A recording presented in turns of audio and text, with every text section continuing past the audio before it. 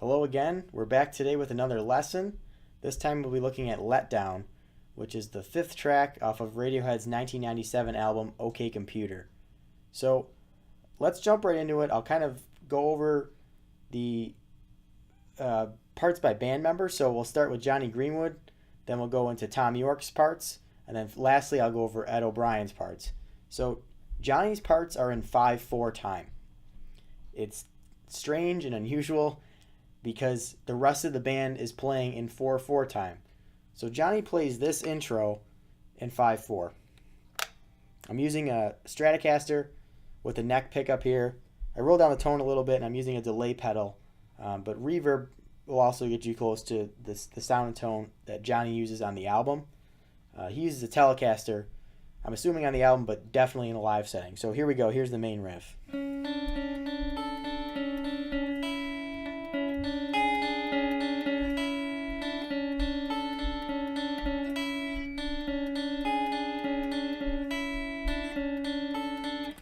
See how that kind of has that lagging, almost kind of dreamy feel to it? It's because of the time signature of the riff. It's tricky, and it's still, I've played this song 100 times, and it still makes me really have to focus on my playing, particularly my right hand and how I pick it. And you have to kind of count it out loud at first when you're playing it. So I'll show you guys the riff. Let's jump right in. This is the intro to the song and the main riff that plays throughout the verses. So you're using this shape. It's the 6th fret here on the G string and the 3rd fret on the B. So you're going back and forth between those two notes. Then you're adding the 5th fret on the high E here. Be sure to really kind of arch your fingers so you can, that string's not muted accidentally. 5th fret high E.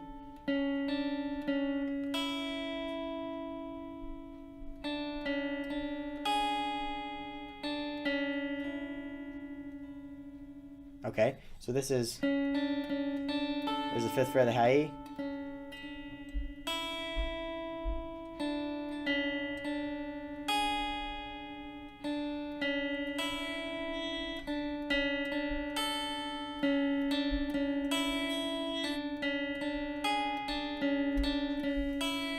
So it's the same shape over and over again. You guys are have to work out the exact picking of it.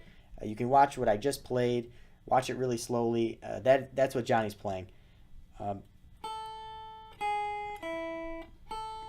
You're adding the 5th fret on the high E, the 4th fret on the high E, and playing the open E string in there. Those are the other notes of that kind of chord, let's call it. So that plays, Jonny plays that over and over again as we get closer and closer to the chorus.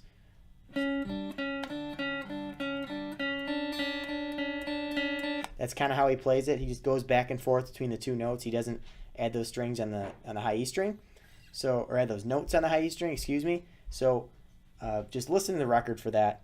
It's pretty easy to make out. So you shouldn't have any trouble with that if you're an intermediate player. And just again rewind and rewatch what I just played. That is the main riff. You can play that a different. I've seen like tabs with capos playing it higher up the neck. That's not the way Jonny plays it live. So that's not the way I play it. I'm playing it exactly as Jonny Greenwood plays it. So right before the chorus, and when Tom's saying, "Oh, so disappointing," Jonny plays this little lick to kind of lead into the chorus. So that is the 7th, 5th, and 4th on the high E, 5 on the B, 6 on the G.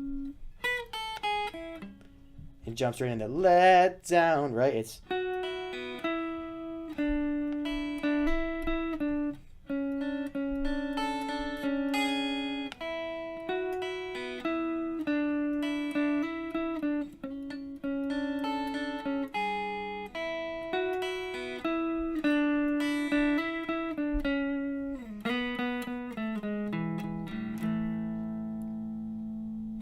okay, so that's the entire chorus.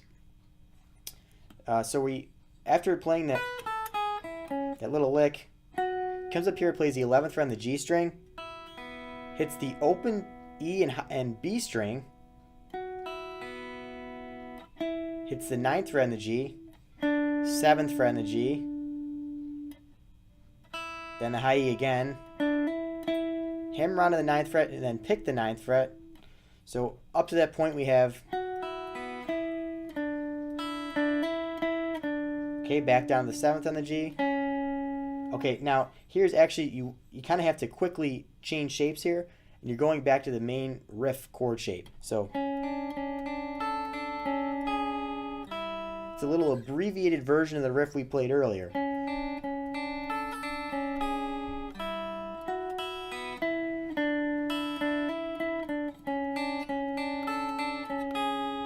So he plays that twice, and then the third time he goes,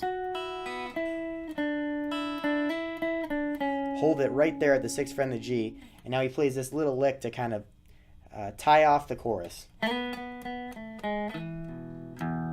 So one more time, that's slide up to the 4th fret on the G, 2nd fret G, 1st fret G, 2nd fret on the D, and then the A string, kind of outlining an E major chord, and you lastly hit that open low E string so you can jump back up here into the main riff. Hitting that open E gives you time to move your hands up the neck. So that is exactly why he adds it in there. So that is Jonny's parts for the intro, verse, and chorus. Now, Jonny, oddly enough, doesn't play the guitar solo in this song. That's actually Ed, which we'll get to later. So it's an unusual circumstance because Jonny is usually the one playing the guitar solos. Anyways, what Jonny's playing is during the bridge, when the band goes away and it's just Ed playing that really nice, really beautiful kind of repeating motif, playing it up the neck. Jonny's eventually comes back with, when Thom's singing "Let Down," and there's all those like electronic noises and craziness happening in the middle of the song. He's picking those two notes really quickly, and eventually he goes like this. You're kind of going to have to use your ear there, but the basic idea of it is like 5-4 open on the high E string, and then 4 open. So he plays that kind of over and over again. There's electronic noises in there. I'm not even sure if he plays that in a live setting, but that's absolutely what he does on the recording. Now, after that, Jonny comes in, after the bridge, Jonny comes in and plays the exact same main riff for the final verse that's really dramatic, and Thom sings, "One day." It's that part of the song. So we've covered all of Jonny's parts, actually. So now let's jump into Thom Yorke's parts, which, if you're playing this on an acoustic guitar and also singing along with it, I highly recommend you play it this way, because it's actually the bare bones of the song are in these chord progressions and not in that riff that Jonny Greenwood plays, because that's extremely tough to play and sing at the same time. You'd be singing in 4/4 and playing in 5/4. Bad idea. Very challenging, even to an accomplished musician. So here's Thom Yorke's chords. We're in A. I've neglected to mention that earlier, but the entire song's in A. So he starts on, actually, live he plays it up here. I'm playing it like the Hendrix over, kind of like my thumb playing the bass note, and then 7, 6, 5 on the D, G, and B strings. That's an A major bar chord, just, easier for me to play it that way, so that's how I play it. And he also plays it this way.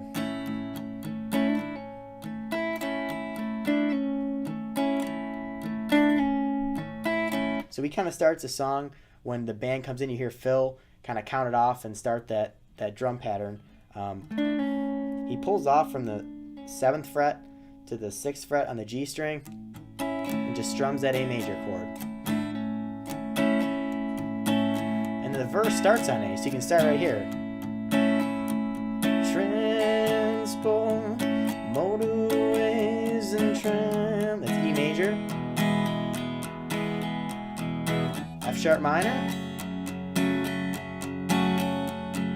E major again. A major. E major. F sharp minor. E major.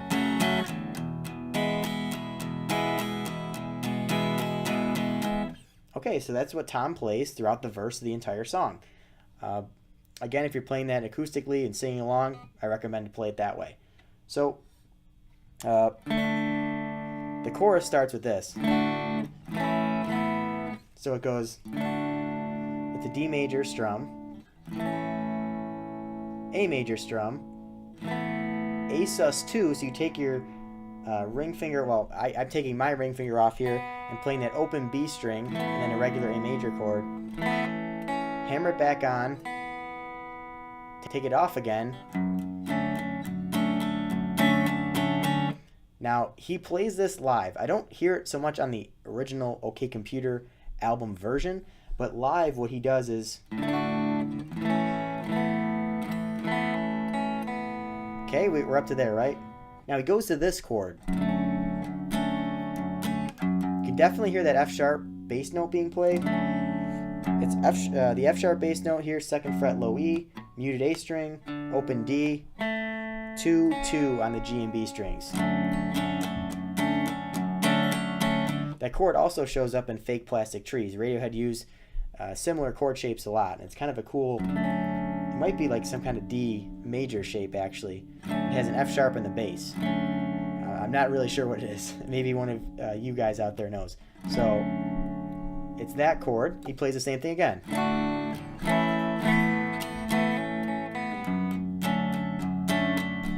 And last time he goes, oops. Just holds it there. E major. So one more time, Thom's chorus parts.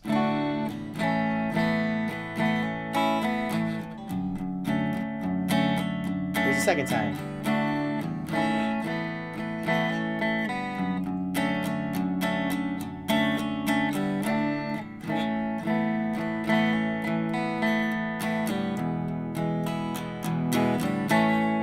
And Jonny starts playing the riff again. Okay, so those are Thom Yorke's parts for the verse, intro, and chorus that I've already gone over.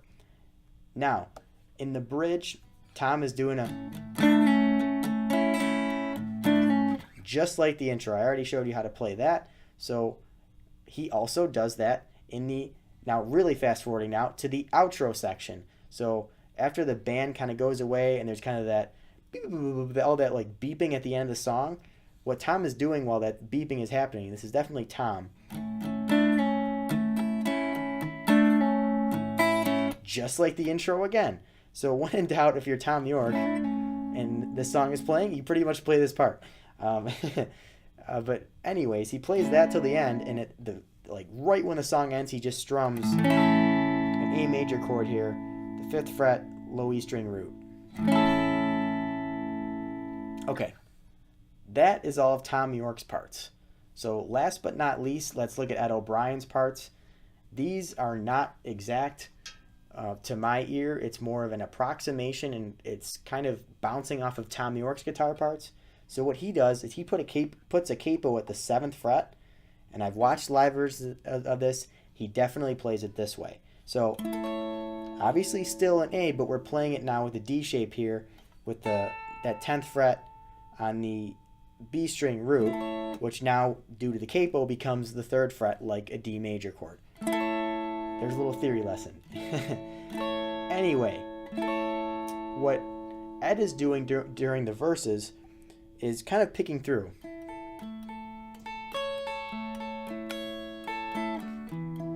So it's D major to A major. It's a B minor. Obviously all relative to the capo, that's back to an A major. So one more time. It's D major,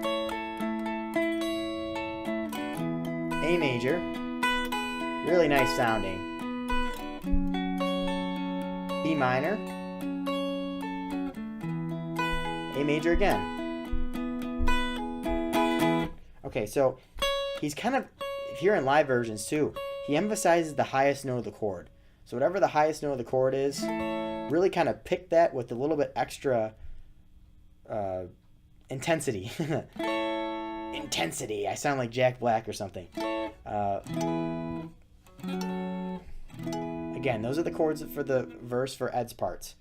Now, be careful with the picking there. Like I said, it should be kind of bouncing off of Thom Yorke's part, because Thom Yorke's playing it down here. It's kind of your basic open chords because he has to focus on singing at the same time.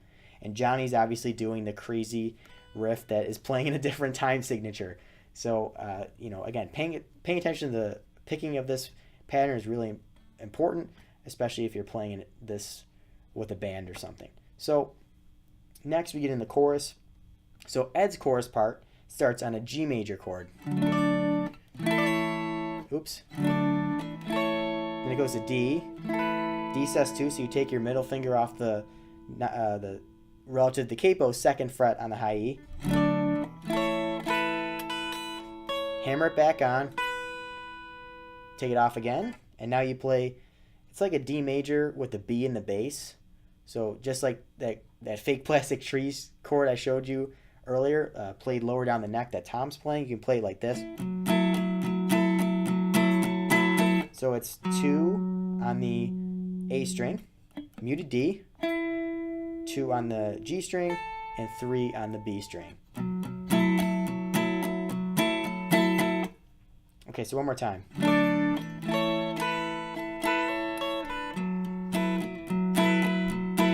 You can kind of hear the melody in there.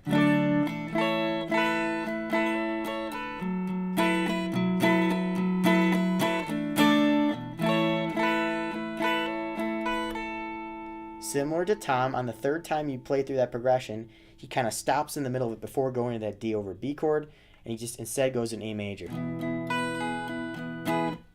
Right? Right back into Jonny's riff and another verse. Okay, so that is all of Ed's parts, rhythm parts that play throughout the song. Now let's get into the guitar solo. Now I'm going to show you the approximation because as I kind of alluded to earlier, it's like a motif. It's a repeating sort of, I don't even really call it a lick. It's more of like a riff. It's a repeating riff idea that Ed's playing, and it really does sound, it's a lot easier to play, and it just sounds better with the capo on the 7th fret, and it makes sense with the capo on the 7th fret. So let me play through it really quick.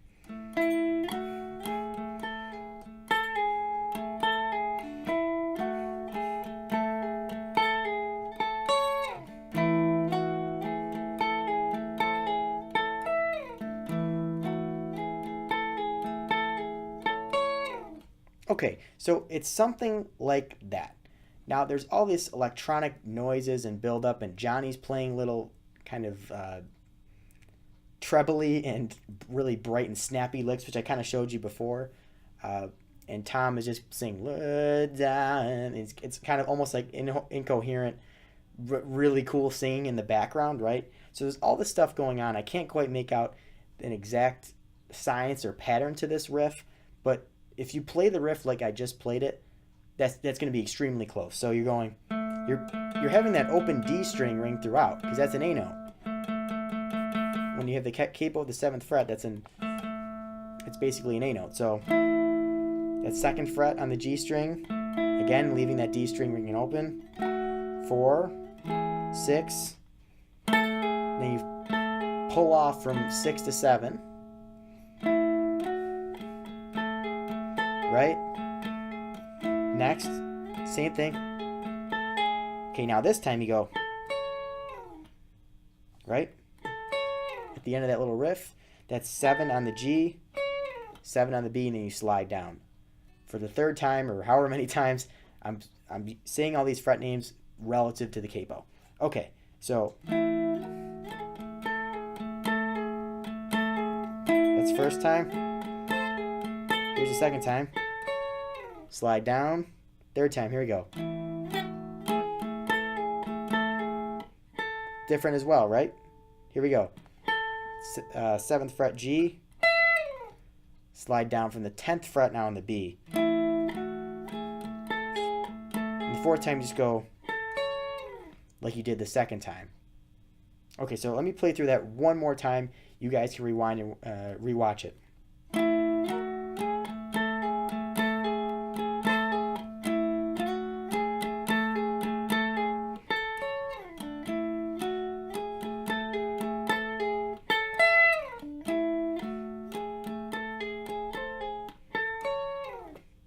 Okay, so he plays something like that a bunch of times while the band builds back up and delivers that amazing emotional final verse.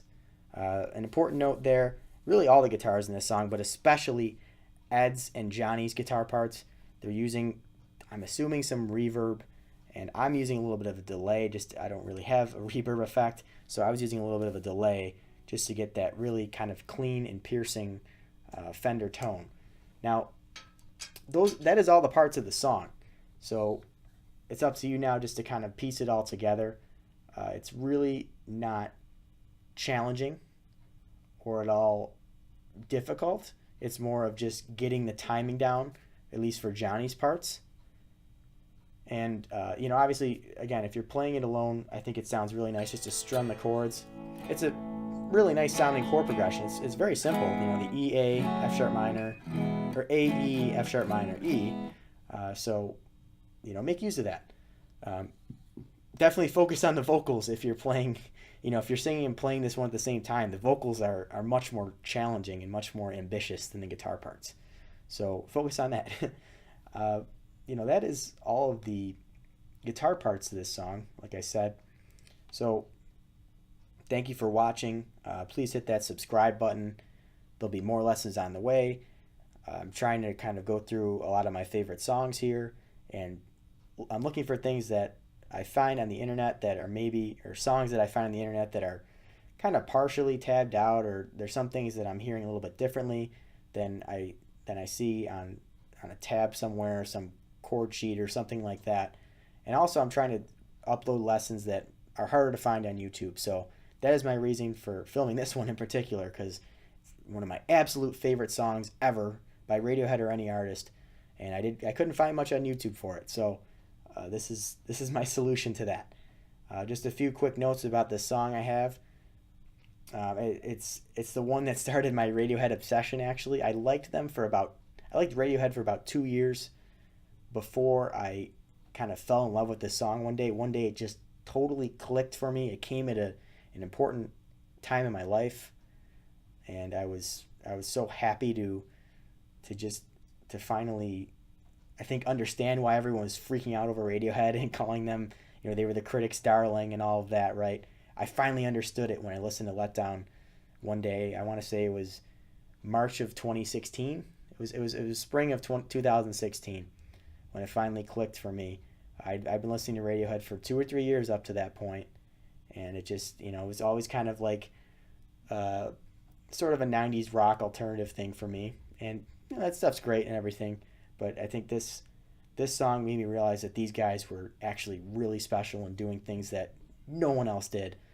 Just the emotional buildup of this song, and also how difficult it is for them to play it live. And I know the band really enjoys playing this song when they do actually play it. It's such a rarity and such a fan favorite, and I've learned that over time too. I thought I was the only one that just fell in love with this song. It's my favorite song on OK Computer, and I remember I'm saying that about OK Computer, which is hailed as one of the greatest rock albums of the last 20-25 years. This is my favorite song on that album by far. I think it's a beautiful song. It's definitely depressing, but there is something absolutely uplifting about that final, just dramatic, theatrical, and kind of earth-stopping final verse that just brings me to tears sometimes when I listen to it. So it's a song of hope, and it's a song of, I think, pain and struggle at the same time. But that's what makes it great. And I think Radiohead connect with their audience so well, just filling their songs with that raw emotion. And this song is no exception. It fits very well in the context of OK Computer. Kind of, I think, feeling the monotony and the dread of everyday life, and of the constant on-the-go feeling, and just feeling like you're maybe out of touch with what life and what people really should be doing.